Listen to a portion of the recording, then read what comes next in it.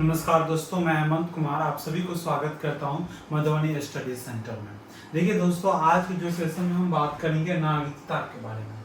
क्या बात करेंगे? नागरिकता के बारे में। एक सेकंड दोस्तों, क्या बात करेंगे हम? नागरिकता के बारे में। नागरिकता के बारे में बात करेंगे।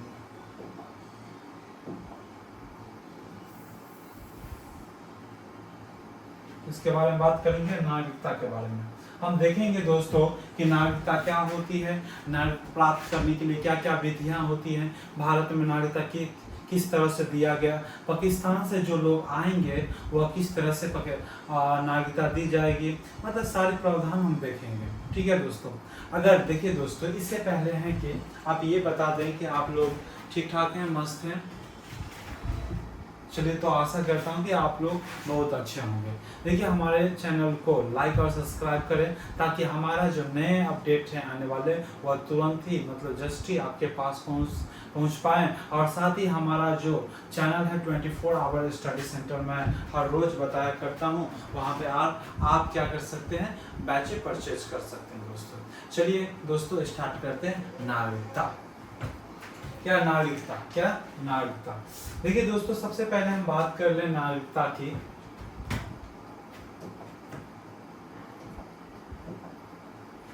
देखिए दोस्तों, नागरिकता, सबसे पहले हम बात कर रहे हैं नागरिकता। संविधान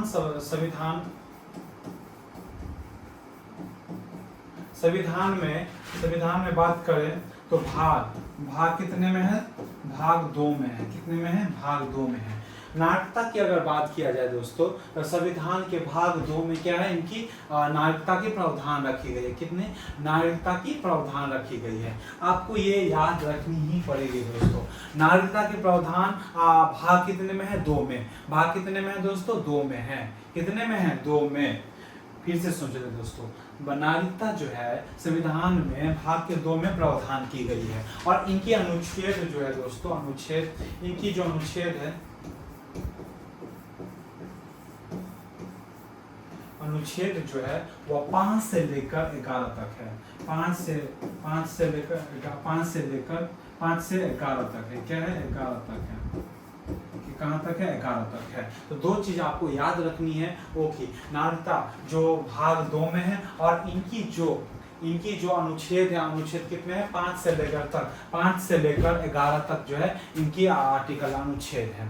तो नागरिकता का अनुच्छेद कितने से कितने तक होगी? वो 5 से लेकर 11 तक होगी। 5 से लेकर 11 तक होगी। ठीक है, इतनी आपको दिमाग में रखनी है। उसके बाद बात कर ले दोस्तों कि नागरिकता आखिरकार हम कहते हैं किसको। ठीक है। उसके बाद अगर बात करते हैं तो नागरिकता आप लोगों को जहन में चलती होगी ना कि भाई ठीक है, नागरिकता क्या होगा, वो सिंपल सी बातें मैं बताऊंगा और थोड़ी गहराई में भी लेकर चलूंगा। तो सबसे पहली बात देखिए, नागरिकता का मतलब होता है दोस्तों,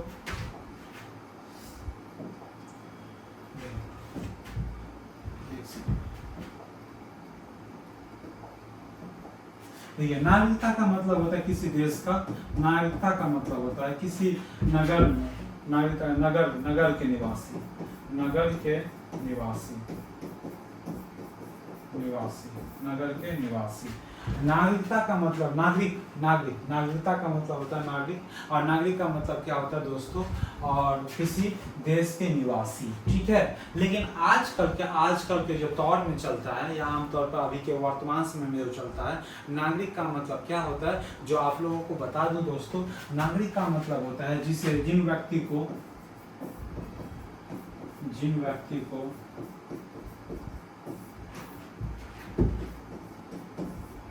व्यक्ति को सामाजिक,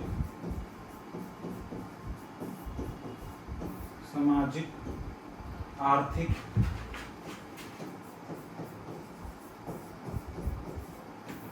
राजनीतिक,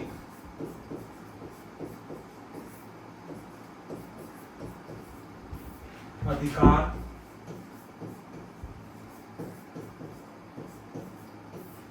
प्राप्त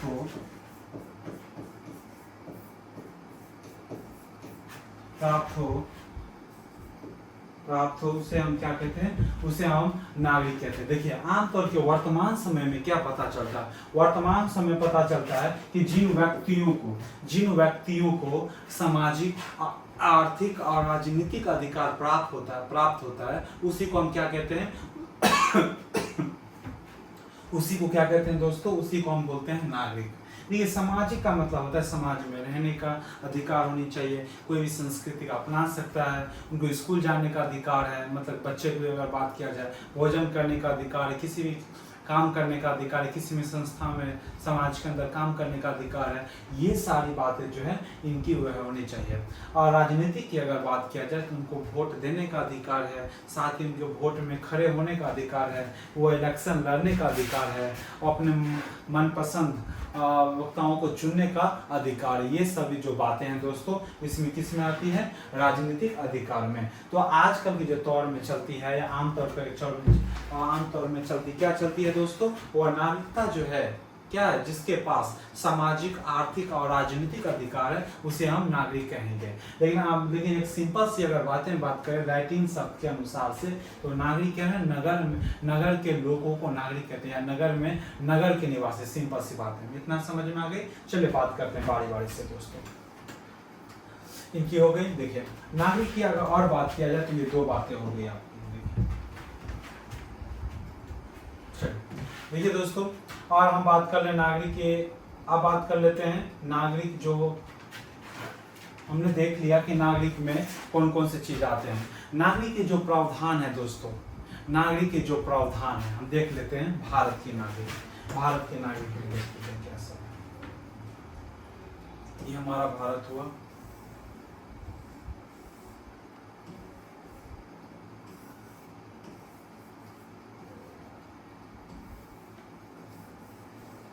चलिए मान लीजिए कि भारत है, कोई बात नहीं। देखिए भारत में जो है दोस्तों एक हरी नागरिक है। क्या है, भारत में एक हरी नागरिक है, एक हरी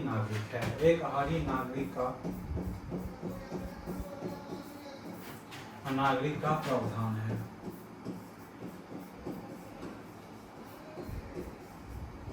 भारत में जो है दोस्तों एक हरी नागरिक का प्रावधान है, सिद्धांत का प्रावधान। ठीक है, एक हरी नागरिक का सिद्धांत का प्रावधान है, समझे।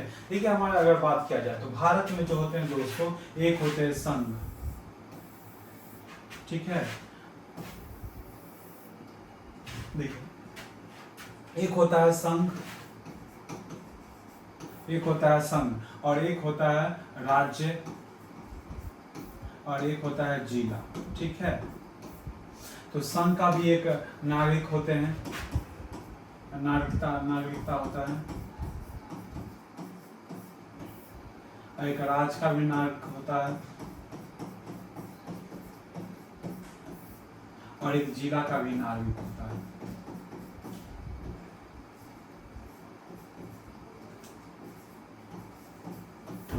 लेकिन हमारे भारत में जो है दोस्तों, हमारे भारत में जो है वो एक हरी नागरिकता है, ना कि राज्य की सिर्फ क्या जिसके हैं, और संघ के नागरिक हैं। अगर अमेरिका की अगर बात किया जाए तो यहाँ का भी है, संघ की भी है, और राज्य का भी आपको नागरिकता लेनी पड़ेगी, और संघ के भी और राज्य का भी नागरिकता लेनी पड़ेगी। लेकिन भारत में ये सिस्टम नहीं है, एक हरी नागरिकता है जो कि सिर्फ संघ की आप नागरिकता है।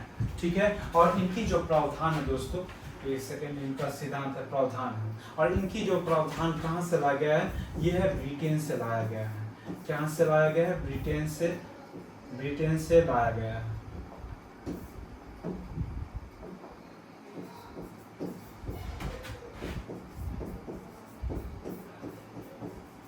ब्रिटेन से ये जो नागरिकता का प्रावधान जो है दोस्तों वो कहाँ से लाया गया है, तो ब्रिटेन से लाया गया है। तो हम कह सकते हैं दोस्तों ब्रिटेन में भी क्या होगा, एक हरी नागरिकता होगी। लेकिन अमेरिका में जो है वह संघ के भी नागरिकता लेनी पड़ेगी, और साथ ही आपको राज्य के भी नागरिकता लेनी पड़ेगी। ठीक है, लेकिन भारत में वही है दोस्तों, एक हरी सिद्धांत है, एक हरी नागरिकता का सिद्धांत है। चलिए आगे बात कर लेते हैं दोस्तों। अब बात कर लेते हैं, ये हो गई थोड़ी हमारी सी फैक्ट थी जिन्होंने हमने आपको बता दिया। अब बात करते हैं बारी से आर्टिकलों के बारे में कि आर्टिकल नागरिकता के अधिकार, नागरिकता में कौन से आर्टिकल आते हैं। 5 से 11 बताया था, अभी जस्ट भाग 2 था, और 5 से लेकर 11 तक बताया था। और हम बात कर लेते हैं आर्टिकल में 5 से 11। ठीक है, आर्टिकल अनुच्छेद क्या कहता है, अनुच्छेद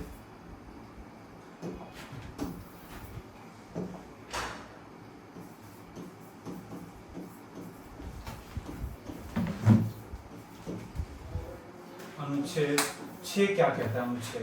अनुच्छेद 6 क्या कहता है? अनुच्छेद 6 कहता है कि भारत की जो नागरिकता है, देखिए अगर बात किया जाए दोस्तों, तो हमारे भारत में पहले वो 5 सॉरी पहले क्या होगा? 5 पहले क्या होगा? 5 होगा।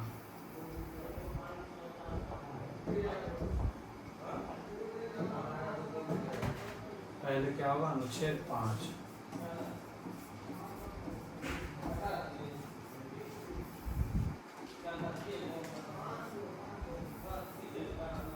अनुच्छेद 5 क्या कहता है दोस्तों? देखिए हमारा जो भारत आजाद हुआ, ठीक है, उस समय क्या हुआ? पाकिस्तान भी अलग हो गए। तो उनके बाद देखा गया कि 26 जनवरी 1950 को, और एक बात है और आपको बता दूं कि ये जो नागरिकता है ये सबसे पहले, और ये जो है सबसे पहले लागू करने हैं। और एक फैक्ट था उसके बारे में अगर बात किया जाए, देखिए इनके बारे में और एक चीज बात किया जाए तो ये सबसे पहले लागू हुआ था। क्या हुआ था?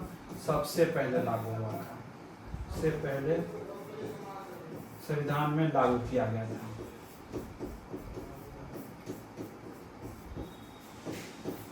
किया गया था जो कि 26 नवंबर 1950, ठीक है। एक छूट गई थी जो आपको बता दिया है। चलिए आगे बात का अगर किया जाए तो देखिए हमारा जो आर्टिकल 5 से 11 है और अनुच्छेद 5 में क्या होता है। देखिए हमारा जो देश आजाद हुआ, देखिए 26 जनवरी 1950 को हमने क्या किया? संविधान को लागू किया।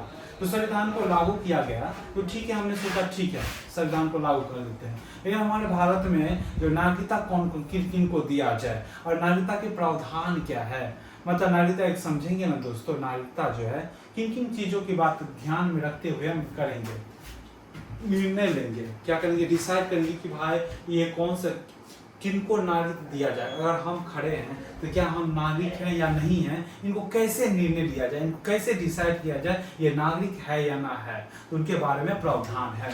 तो देखिए अनुच्छेद क्या कहता है? नागरिक का प्रावधान है, भारत के लोगों के नागरिकता, ठीक है। तो कहता है जिसका जन्म भारत में हुआ हो,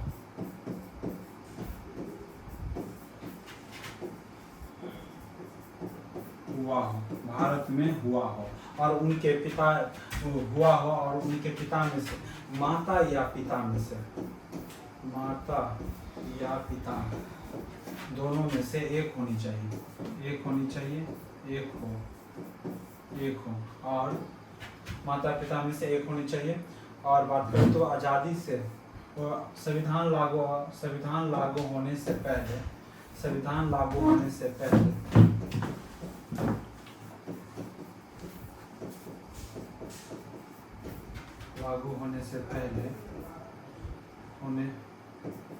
होने से 5 वर्ष पहले, कितना? 5 वर्ष पहले भारत में रह रहे हो।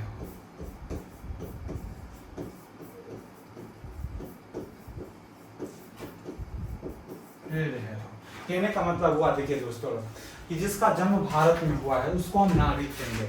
जिनका जन्म जो है भारत में हुआ है हम उनको नागरिक दी जाएंगे। लेकिन क्या लगा है? माता या पिता में से कोई एक होना आवश्यक है। अब क्या होना चाहिए? माता या पिता में से कोई एक होना आवश्यक है। जन्म ले लिया और कहीं का भारत में, ठीक है, जन्म ले लिया, उनकी माता पिता जो है दूसरे देश का है, तो ऐसे में नागरिक नहीं दी जाएगी, ठीक है। भारत में जन्म लिया, भारत के किसी भी राज्य सीमा के अंदर जन्म लिया है, उनके माता पिता एक हो, भारतीय नागरिक हो। क्या होना चाहिए? भारतीय होना चाहिए। क्या होना चाहिए? भारतीय होना चाहिए। तब आपको इनको नागरिकता मिलेगी। ऐसा ना हो कि दूसरे देश का व्यक्ति है, दूसरे देश का व्यक्ति आया, भारत में जन्म ले लिया तो उनको नागरिकता दी जाएगी, ऐसा नहीं होगा, ठीक है। पहले कहा कि भारत के किसी भी सीमा क्षेत्र के अंदर जन्म होता है, ठीक है। दूसरी बात है कि उनके माता या पिता में से कोई एक, या तो माता या तो पिता, भारतीय होना चाहिए, ठीक है। और तीसरी बात तो इसमें बताई गई है कि संविधान लागू होने से पहले संविधान लागू होने से पहले 5 साल पहले वो भारत में रह चुके होंगे या अब इससे मतलब रह रहे हैं, उनको क्या मिलेगा, उनको नागरिकता दी जाएगी। ये आर्टिकल 5 कहता है। क्या कौन कहता है? आर्टिकल 5 कहता है। तो इन प्रावधानों के तहत और अनुच्छेदों के तहत भारत की नागरिकता दी जाएगी। अब बात करते हैं आर्टिकल 6 में क्या कहता है। अनुच्छेद 6 में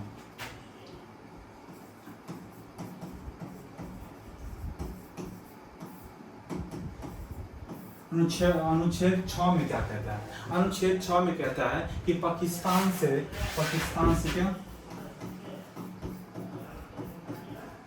पाकिस्तान से भारत आने वाले लोगों के प्रावधान, ये क्या है? पाकिस्तान से आने वाले लोगों का प्रावधान। देखिए आर्टिकल 6 के तहत क्या बताया गया है कि जो लोग पाकिस्तान से हैं, ठीक है, वो भारत में आते हैं, उनको किस तरह से नागरिकता दी जाएगी, इसके लिए प्रावधान है। ये बातें बताई गई है कि नहीं समझे? समझने का मतलब ये हुआ कि पाकिस्तान का उनका मन होता है कि हम क्या कहाँ का नागरिकता ले, भारत का नागरिकता ले, आप भारत में ही रहें। तो इनके लिए क्या है? प्रावधान की गई है, ठीक है। इसमें बताया गया है, एक और बताया गया है कि 19 जुलाई 1948 से पहले क्या पहले भारत आते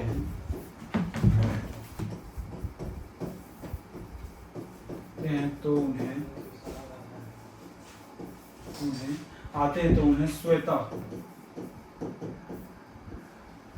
श्वेता नागरिकता प्राप्त हो जाएगी।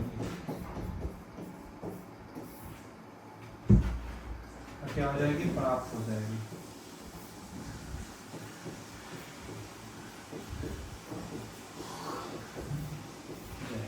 नहीं समझे? देखिए 19 जुलाई 1948 से पहले, 19 जुलाई 1948 से कोई भी पाकिस्तान या भारत आते हैं, ठीक है, और मान लीजिए पाकिस्तान चला गया, ठीक है, अब पाकिस्तान चला गया है तो पाकिस्तान लोगों को लगता है कि नहीं, हमको यहाँ पे मारा और पीटा जाता है, ठीक है, यहाँ पे सिस्टम ऐसी व्यवस्था नहीं है जिस तरह से भारत का है। उनको लगता है क्यों ना भारत चला जाए, ठीक है, तो भारत आते हैं, ठीक है। और कही गई है कि 19 जुलाई 1948 से पहले अगर आप लोग आ जाते हैं तो आपको श्वेता नागरिकता प्राप्त हो जाएगी, ठीक है। आपको ना आवेदन करने की जरूरत पड़ेगी, ना ही पंजीकरण करने की जरूरत पड़ेगी, और ना ही किसी पुलिस को बताना पड़ेगा। ये सारी कठिनाइयां जो है आपको नहीं करनी पड़ेगी, आपको ऐसे ही नागरिकता फ्री में दी जाएगी। ये बातें आर्टिकल 6 में थे।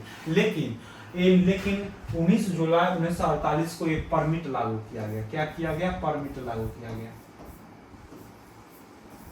परमिट लागू किया गया। परमिट लागू किया गया। इस परमिट में क्या था, हम चलिए बताते हैं। देखिए इस परमिट में था दोस्तों, एक परमिट लागू किया 19 जुलाई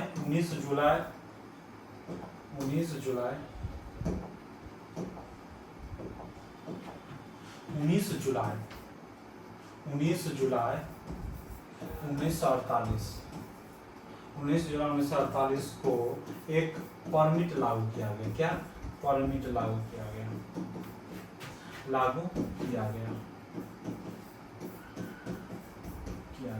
और इसमें बोला गया कि जो लोग 19 जुलाई 1948 के बाद भारत आते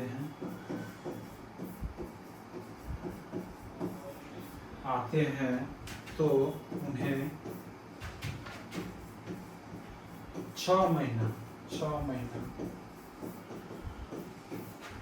भारत में रहना पड़ेगा।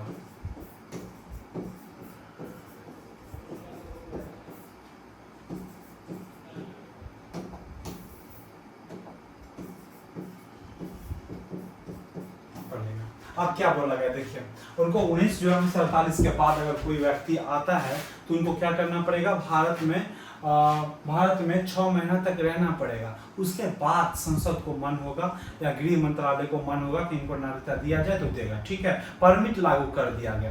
देखिए इससे पहले बताया था 1948 से अगर पहले आता है तो उनको स्वतः नागरिकता मिल जाएगी, लेकिन इसमें बताया गया है कि 19 जुलाई 1948 से अगर बाद आते हो तो हमने एक परमिट लागू कर दिया है, उस परमिट के तहत आपको आना पड़ेगा। तो आना पड़ने के लिए क्या करना पड़ेगा, तो 6 महीना भारत में आपको रहना पड़ेगा, आपको सूचना देना पड़ेगा, आवेदन करना पड़ेगा और पंजीकरण करना पड़ेगा, तब आपको देखा जाएगा कि नागरिकता मिलेगी या नहीं मिलेगी। इनकी प्रावधान थे। तो ये आर्टिकल 6 की बातें थी। चलिए दोस्तों आप बात करते हैं आर्टिकल 7 की।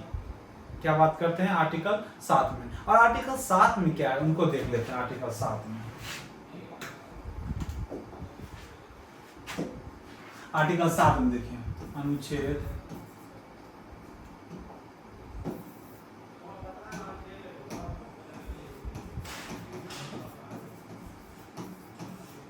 एक सेकंड यहां से लिखते हैं ऊपर से, क्या अनुच्छेद 7। अनुच्छेद 7 क्या कहता है? अनुच्छेद 7 कहता है, बहुत सिंपल सी बातें हैं कि जो लोग देखिए भारत में 1 मार्च 1947 से पहले जो लोग भारत जा चुके हैं, अगर वो भारत आना चाहते हैं तो उनके लिए नागरिकता का प्रावधान है, ठीक है। उनके लिए नागरिकता, जैसे पाकिस्तान से देखें, भारत में था और ये चला गया पाकिस्तान, कहाँ चला गया? पाकिस्तान। और पाकिस्तान से आना चाहता है कहाँ पे? भारत में। तो उनके लिए ये क्या है? प्रावधान है। उनके लिए क्या है? भारत से पाकिस्तान चले गए हो और पाकिस्तान से भारत आना चाहते हो तो आपको आर्टिकल 7 में इनके लिए प्रावधान है, ठीक है। अरे भाई मान लो कौन जाना चाहेगा? जो अच्छे लोग होंगे वही तो भारत में आना चाहेंगे, क्या है कि नहीं? इतना तो है ही, इतना तो होगा ही। जो अच्छे लोग होंगे वो तो भारत में समझते हैं कि भारत में एकदम से दनादन मौज मस्ती होती है, हम यहीं का नागरिकता लेंगे, समझ गए। तो ये प्रावधान इनके लिए प्रावधान थी, प्रावधान थी।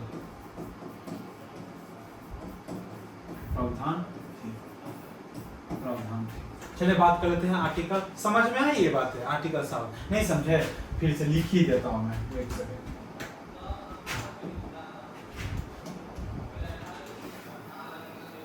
लिख ही देता हूं। क्या हुआ? भारत से जो व्यक्ति, जो लोग 1 मार्च 1947 से पहले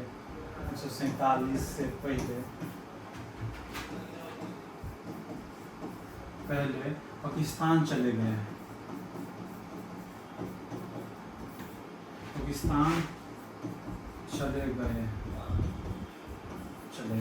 और वे लोग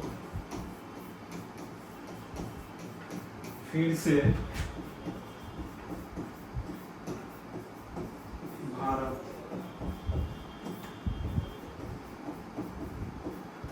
आते हैं,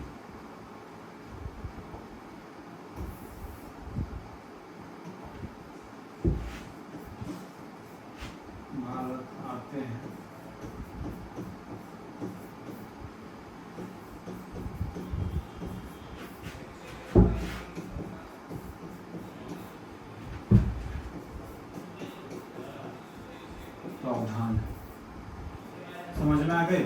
देखिए कितना है। जो भारत ले जाए 1 मार्च 1947 से पहले पाकिस्तान चले गए हैं, ठीक है, वो फिर से भारत आना चाहते हैं, उसके लिए प्रावधान है, ठीक है। नहीं तो 1948 में हमने क्या किया था? परमिट लागू किया था। और इसके बाद आते हैं दोस्तों, उनके बाद आते हैं या 19 जुलाई, नहीं तो 19 जुलाई से या तो पहले आ जाए, ठीक है, 19 जुलाई से पहले आ जाए। ये बात देखिए, 1 मार्च देखिए क्या हुआ ऐसा कि 1 मार्च 1947 से पहले जो भारत चले गए हैं और ये आर्टिकल चले गए हैं, उनको क्या भारत में चले गए? फिर से सुनिए, देखिए 1 मार्च 1947 से पहले जो भारत चले गए हैं, पाकिस्तान चले गए हैं, और पाकिस्तान से जो लोग आना चाहते हैं वो 19 जुलाई 1948 से पहले आ जाए।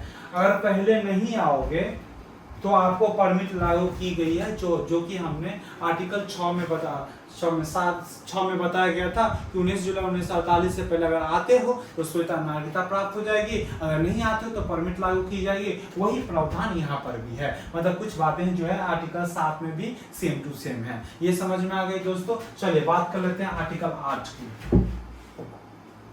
अनुच्छेद 8 में क्या है?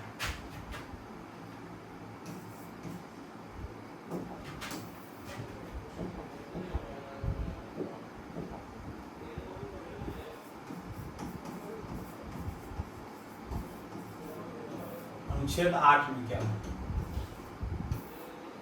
अनुच्छेद 8 में क्या कहता है? अनुच्छेद 8 में क्या कहता है? अगर आप देश भ्रमण करने के लिए जाते हैं, अगर आप कहाँ पे देखिए, कोई व्यक्ति जो होता है, कोई व्यक्ति या भारत के कोई व्यक्ति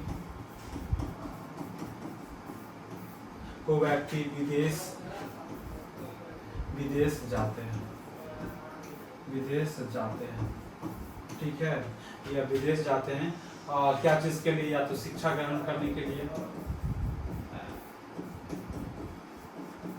या कार्य करने के लिए,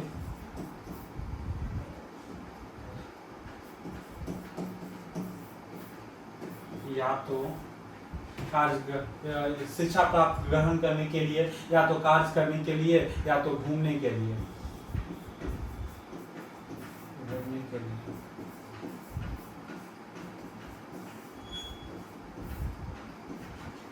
इनका मतलब ये हुआ दोस्तों, देखिए अनुच्छेद 8 क्या कहता है? अनुच्छेद 8 कहता है कि कोई भारत के कोई व्यक्ति जो है विदेश जाते हैं, और विदेश 3-4 कारणों से जा सकते हैं। या तो वो शिक्षा ग्रहण करने जा सकते हैं, ठीक है, आजकल देखते हैं तो दोस्तों शिक्षा ग्रहण जाते हैं, लोगों से वहाँ पे पसंद कर लेते हैं, और पसंद करके वहाँ से शादी कर लेते हैं, और शादी कर लेते हैं तब कहते हैं कि हाँ नागरिकता भारत की मिल जाएगी, लेकिन मिलती नहीं है उनको। क्या कहते हैं, परमिट लागू करनी पड़ती है, ठीक है, ये सारी बातें थी। और जाते हैं, ठीक है, या तो कार्य करने जाएंगे, या तो वो घूमने जाने के लिए जाते हैं। तो इस विधि में क्या होती है, नागरिकता जो है समाप्त नहीं होगी। इसमें क्या होगी, नागरिकता को समाप्त नहीं किया जाएगा, इतना आप याद रखेंगे दोस्तों। इसमें क्या होती है, नागरिकता जो है दोस्तों, नागरिकता समाप्त नहीं की जाएगी, समाप्त नहीं की जाएगी।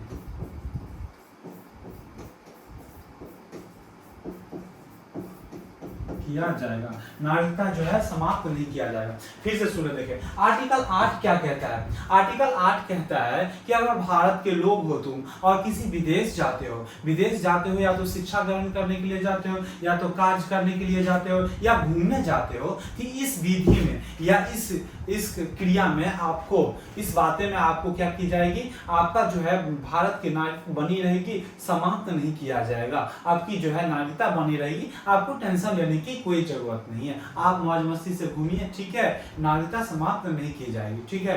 अब बात कर लेते हैं आर्टिकल 9 में, आर्टिकल अनुच्छेद 9 में। और आर्टिकल अनुच्छेद क्या कहता है, हम बात कर लेते हैं आर्टिकल अनुच्छेद की, आर्टिकल 9 की, आर्टिकल 9 की अनुच्छेद 9 की। अनुच्छेद 9 में क्या कहता है दोस्तों? अनुच्छेद 9 में क्या कहता है? देखिए बहुत सिंपल सी बातें है कि अगर आप क्या हुआ में, बहुत सिंपल सी बात है, अगर आप विदेश गए घूमने के लिए, कोई विदेश गए घूमने के लिए, और आपको वहां पर क्या होता है, कोई लड़की पसंद हो जाती है, ठीक है, आपकी क्लासमेट, या किसी शिक्षा ग्रहण के लिए जाते हो, या तो पढ़ाई करने के लिए किसी काम से जाते हो, वहाँ पे लड़के होता है, क्योंकि विदेश में तो जानते हैं आप लोग कितना अच्छे रहते हैं, तो पसंद तो होगा ही ना। और स्टूडेंट लाइफ में तो, मतलब स्टूडेंट लाइफ में तो होता ही ये सब बातें। मान लीजिए उनको पसंद हो गया, और उनको जो पसंद हो गया दोस्तों, तब तो करेगा शादी। अब मान लिए उनके झोंके में आ गया, तो वो उसी देश का नागरिकता इनको भी प्राप्त करवा लिया जाएगा, है कि नहीं? अगर उस देश का अगर नागरिकता प्राप्त कर लेता है, तो भारत का नागरिकता समाप्त क्या हो जाएगा, भारत का जो है नागरिकता समाप्त हो जाएगी। समझ गए? नहीं समझे दोस्तों? इतना एग्जाम्पल के साथ बताया, तब पर भी नहीं समझे, समझ गए? चलिए अच्छा, देखिए अगर आप किसी देश का, सिंपल सी बात में बता दूं, तो अगर आप किसी देश का नागरिकता लेते हो, तो भारत का जो है नागरिकता समाप्त हो जाएगी। और किसी देश का किसी देश का नागरिकता, किसी देश का नागरिकता ग्रहण करते हैं, नागरिकता ग्रहण करते हैं, तो भारत की नागरिकता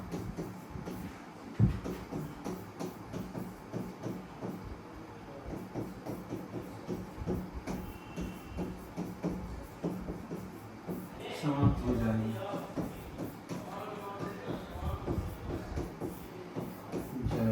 भारत की नागरिकता समाप्त हो जाएगी। ठीक है, ये बातें हैं। तो आर्टिकल 9 में भी देख लिया क्या थी बातें। चलो आर्टिकल 10 की बातें क्या है। आर्टिकल 10 के बातें हैं कि नागरिकता किस विधि में बनी रहेगी। नागरिकता आपको बनी रहेगी अगर नागरिकता 10 में, अनुच्छेद 10 में क्या कहता है, अनुच्छेद कहता है किस किस विधि में, किस विधि तक आपकी नागरिकता बनी रहेगी। देखिए, आप किसी भी देशद्रोही काम नहीं करते हैं तो आपकी नागरिकता जो होगी बनी रहेगी। समझे, अगर बात करते हैं किसी देशद्रोही काम नहीं करते हैं, देशद्रोही काम नहीं करते हैं, किस विधि में नागरिकता बनी रहेगी, आपकी नागरिकता बनी रहेगी।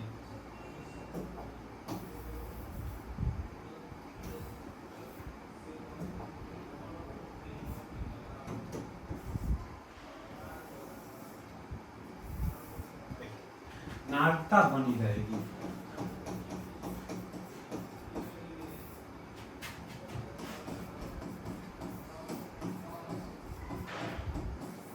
नागरिकता बनी रहेगी। किस किस विधि में जो है नागरिकता आपकी बनी रहेगी। तो देखिए, नागरिकता कब कब बनी रहेगी। सबसे पहली बात, अगर आप जाते हो, विदेश जाते हैं, किसी देश का नागरिकता नहीं लेते हो, किसी देश का नागरिकता नहीं लेते हो, किसी देश का नागरिकता नहीं लेते हो तब बनी रहेगी। तब क्या होगी, बनी रहेगी। या तो कोई देश विद्रोह कार्य नहीं करते हो, देश विद्रोह कार्य नहीं करते हो तो नागरिकता बनी रहेगी। तो नागरिकता क्या रहेगी, बनी रहेगी। ये बातें थी, नागरिकता क्या रहेगी, बनी रहेगी। देखिए, अनुच्छेद 10 क्या कहता है, बहुत सिंपल सी बातें हैं कि किन किन स्थितियों में नागरिकता जो बनी रहेगी और किन किन स्थितियों में नागरिकता नहीं बनी रहेगी। ठीक है, आप देश घूमने जाते हो, नागरिकता ले लेते हो तो इससे भी नागरिकता आपकी समाप्त हो जाती है। ठीक है, अगर आप किसी देश जाते हो घूमने, वहां की नागरिकता ग्रहण नहीं करते हो तो आपकी नागरिकता बनी रहेगी। या तो आप देशद्रोही कार्य नहीं करते हो तो आपकी नागरिकता बनी रहेगी। ये आर्टिकल क्या कहता है, आर्टिकल 10 कहता है। और आर्टिकल देखिए, नागरिकता का जो है कब तक बनी रहेगी, ये संसद पर भी निर्भर करता है। संसद चाहेगी कि नागरिकता, संसद चाहेगी कि नागरिकता कब तक बनी रहेगी, नागरिकता कब तक बनी रहेगी, कब तक बनी रहेगी, कब तक बनी रहेगी।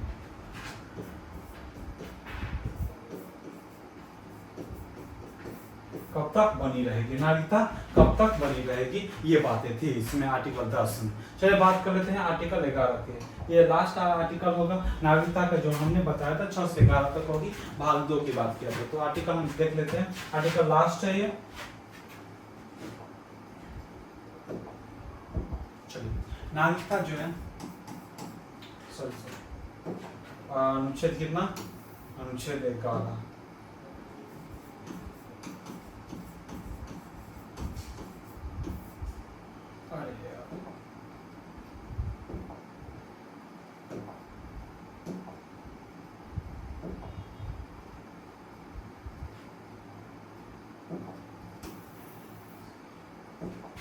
अनुच्छेद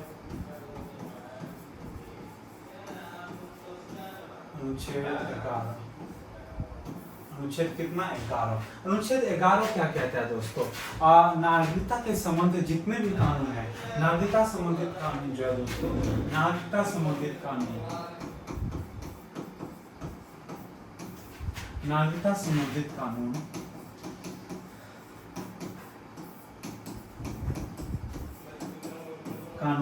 कौन बनाएगा, संसद बनाएगा। कौन बनाएगा, संसद बनाएगा।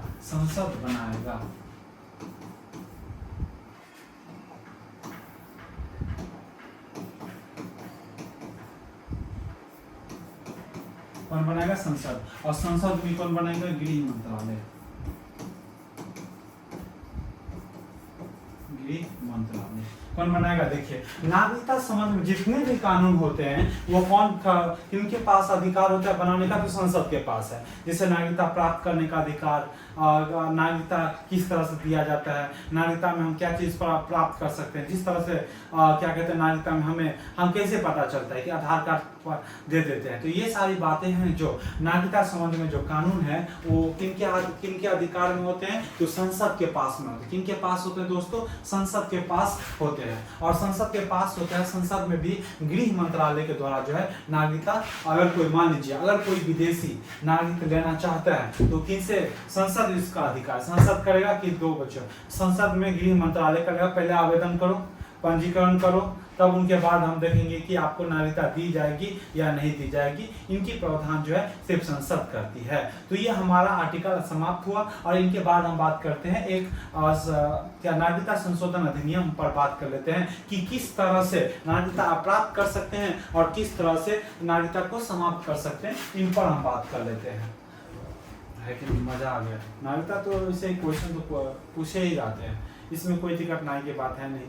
क्वेश्चन तो हर बार पूछे जाते हैं, एक दो किसी भी एग्जाम की बात कर लो दोस्तों, चाहे किसी भी एग्जाम का 1 डे 2 डे कुछ किसी भी का कर लो, या नागरिकता से क्वेश्चन आती है। इसलिए कहता हूँ दोस्तों आराम से समझें।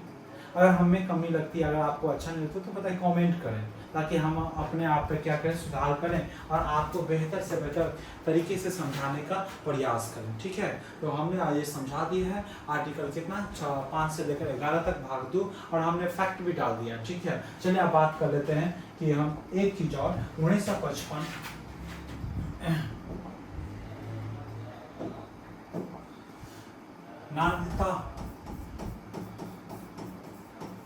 नागरिकता संशोधन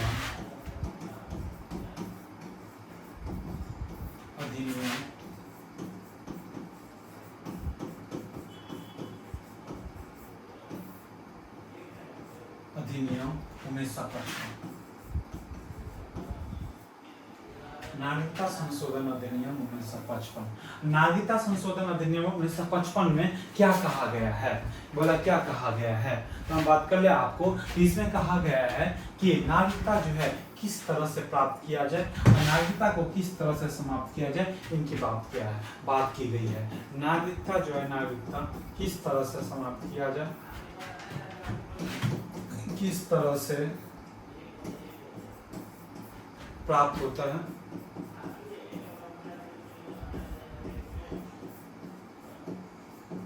और नागरिकता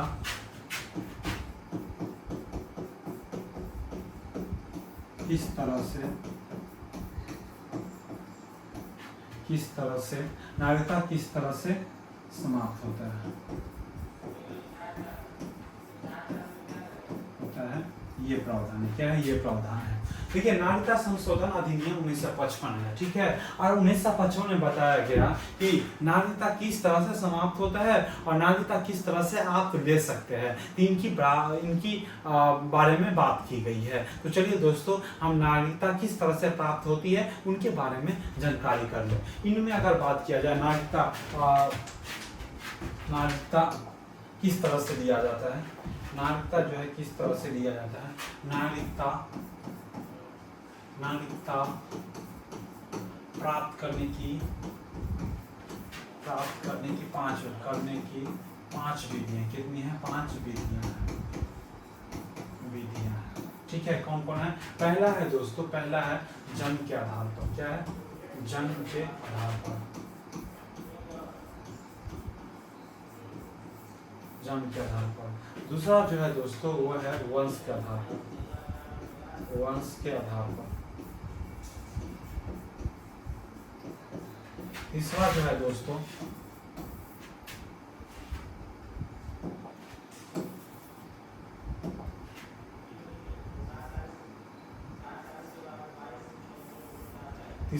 वंश, और जन्म के आधार पर हो गया, वंश के आधार पर हो गया, और पंजीकरण के आधार पर। पंजीकरण। और चौथा जो होगा दोस्तों वो देशीकरण पांचवा जो होगा किसी भूभाग को मिलाने पर।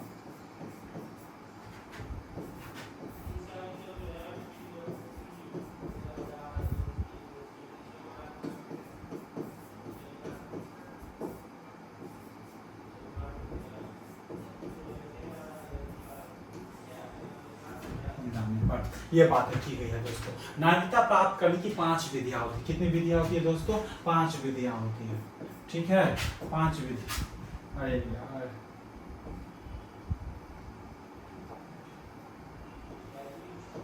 पांच विधियां होती है। पहला होता है जन्म के आधार पर, वंश के आधार पर। इसको याद कर ले। नागरिकता प्राप्त करने के लिए 5 विधियां होती है। पहला वंश के आधार पर, जन्म के आधार पर, जन्म के आधार पर। दूसरा वंश के आधार पर। तीसरा पंजीकरण के आधार पर। चौथा देशीकरण के आधार पर। और पांचवा जो है दोस्तों किसी भूभाग को मिलाने पर, मतलब अर्जित भूमि के आधार पर। तो हम बात कर लेते हैं दोस्तों, बारी बारी से बात कर लेते हैं कि जन्म के आधार पर किस तरह से लिया जाता है, वंश के आधार पर किस तरह से लिया जाता है, पंजीकरण के आधार पर किस तरह से लिया जाता है, और देशीकरण के आधार पर किस तरह से लिया जाता है, और किसी भूभाग को मिलाने पर उनको नागरिकता किस तरह से दिया जाता है, इनकी बात कर लेते हैं दोस्तों। तो चलिए आइए दोस्तों जन्म के आधार पर देख लेते हैं। जन्म के आधार पर अगर बात किया जाए तो देखिए, जो लोग भारत में जन्म लिए हैं, क्या है देख लेते हैं, जन्म के आधार पर ही देख लेते हैं।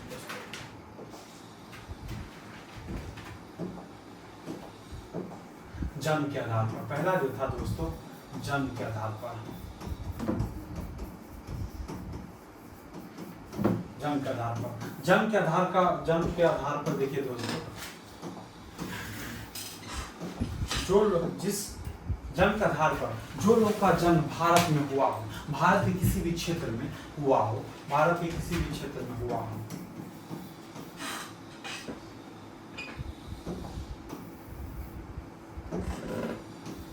भारत में जन्म लिया हो,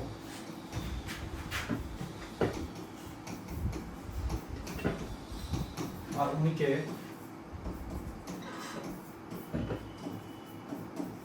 माता या पिता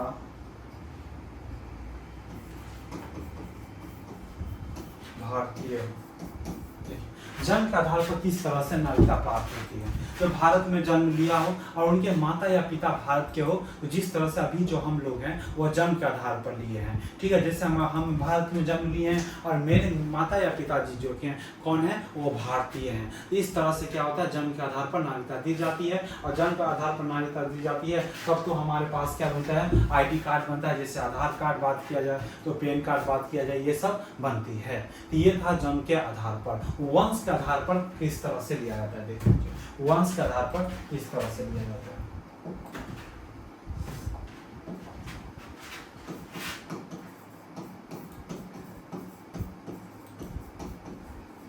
वंश के आधार पर किस तरह से लिया जाता है। मान लीजिए कि कोई अगर भारत का व्यक्ति है, ठीक है, भारत का व्यक्ति वो विदेश घूमने जाता है, ठीक है, विदेश घूमने जाता है और उनका जो है बच्चा जो है जन्म किसी विदेश में ले लेता है, ठीक है, और विदेश में ले लेने के कारण क्या होता है, भारत में पहली बात बता दिया हूँ कि जन्म के आधार पर क्या होगा, जो भारत में जन्म लिया होगा उनको मिलेगा ये, लेकिन ये इनका जो जन्म हो गया कहाँ पे हो गया दोस्तों, विदेश में हो गया। वंश के आधार पर किस तरह से जाएगा, विदेश में लिया जाता है, विदेश में हो गया। और विदेश में हो गया तो इसमें कहा गया है, देखिए या माता या पिता में से कोई एक भारतीय होना चाहिए, दादा या दादी में से कोई एक भारतीय होना चाहिए, या नाना या नानी में से कोई एक होना चाहिए, तब इनको वंश के आधार पर नागरिकता की दी जाएगी। और उनको जस्ट ही मतलब विदेश में तो द्वैतावास होते हैं, मतलब राजदूत होते हैं, और इनके तरफ से क्या की जाएगी, इनको पंजीकरण किया जाएगा सिर्फ 1 साल में, और 1 साल में की जाएगी तब इनको क्या मिल जाएगी दोस्तों, वंश के आधार पर नागरिकता मिल जाएगी। या इनके माता या पिता में से एक होना चाहिए, एक, या दादा या दादी में से एक होना चाहिए, या नाना या नानी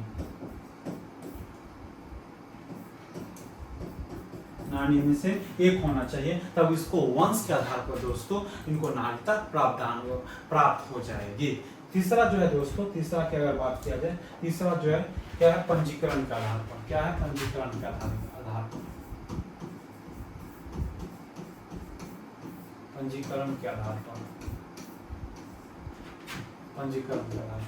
पंजीकरण देखिए, मान लीजिए कोई क्या है, ये भारत है, क्या है ये भारत है, इसने कोई देश गया, ठीक है, कोई देश गया, यहाँ को व्यक्ति देश गया, ठीक है, और यहाँ पर ये कुछ दिन रहा, इनको कोई लड़की ऐसी थी जो पसंद आ गई, और पसंद आ गई तो उनसे ये विवाह कर लिया।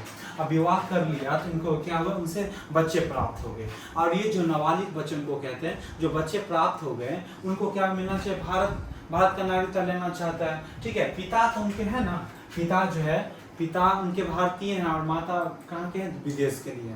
और फिर से समझ लो, देखिए भारत का कोई व्यक्ति कोई विदेश जाते हैं, और विदेश जाते हैं वहाँ पे किसी महिला या लड़किया से शादी करते हैं, ठीक है, और शादी करते हैं तो उनसे बच्चा एक प्राप्त होता है, तो उनको नागरिकता किस तरह से दिया जाएगा, तो उनको नागरिकता है दोस्तों पंजीकरण के आधार पर दिया जाता है। नाबालिग बच्चे को उनको पंजीकरण के आधार पर दिया जाता है। समझे दोस्तों, ये था क्या कहते हैं, पंजीकरण का अधिकार, पंजीकरण के आधार पर। इसके बाद अगर बात करें देशीकरण के आधार पर क्या होता है, देशीकरण देखिए, कोई व्यक्ति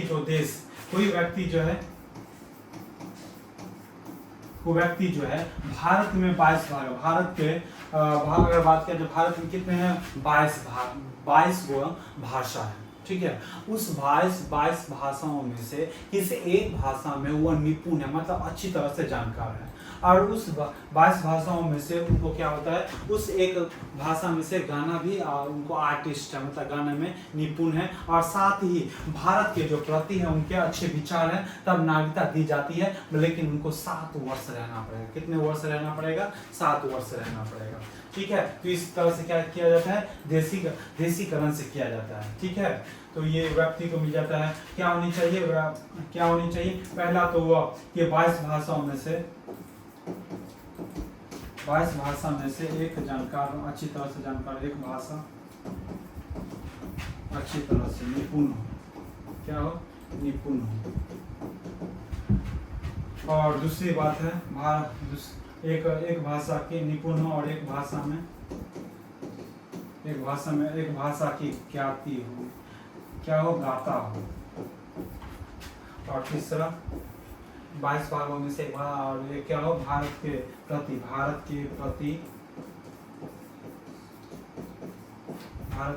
विचार जो है,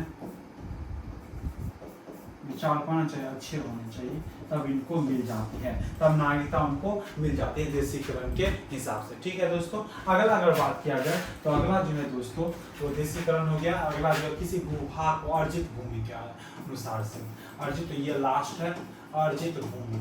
मान लीजिए देखिए अर्जित भूमि, देखिए मान लीजिए कि दोस्तों ये भारत है,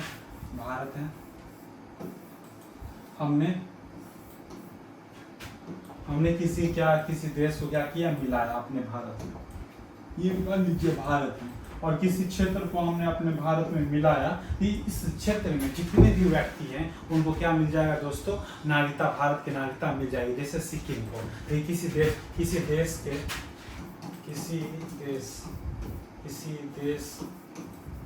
देश को या किसी भूमि को भारत में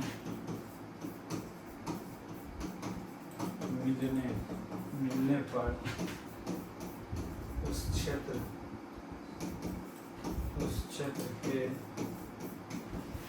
लोगों को नागरिकता दी जाएगी, नागरिकता की दी जाएगी। मतलब किसी देश को, किसी भूभाग को मिलाते हैं। जैसे अगर बात किया जाए, हम लोगों ने सिक्किम मिला था हमारे भारत में, सिक्किम, गोवा मिला था, सिक्किम और गोवा मिला था हमारे भारत में। तो इन क्षेत्रों को जो है दोस्तों, इन क्षेत्रों को क्या किया गया था, इन क्षेत्रों को लोगों को नागरिकता जो है प्रदान कर दी गई थी।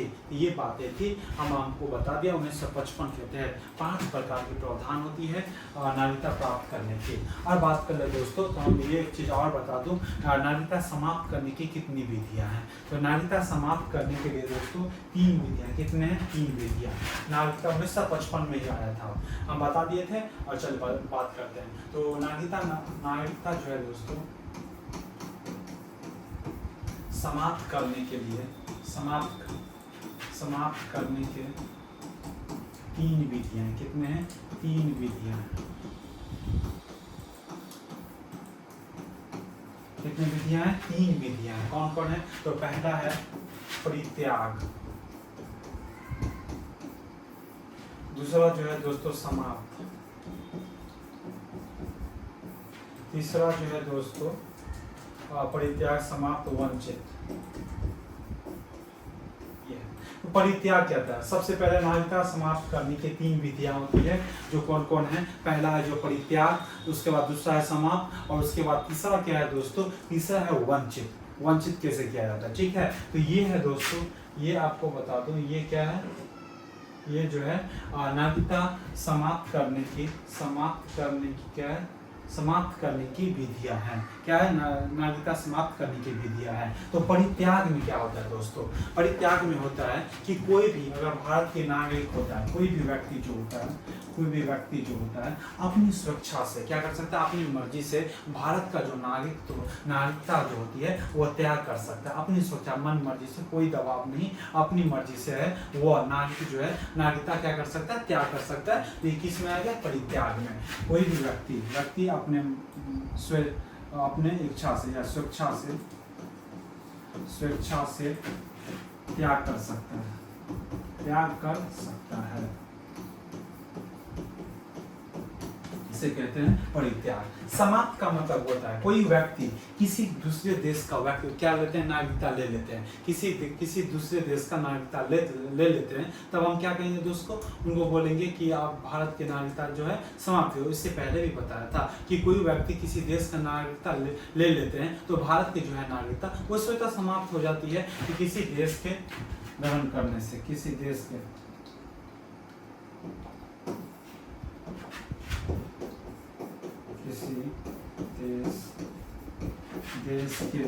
नागरिकता ग्रहण करने से। और तीसरा जो है वंचित करना। अगर आप देशद्रोही कार्य करते हो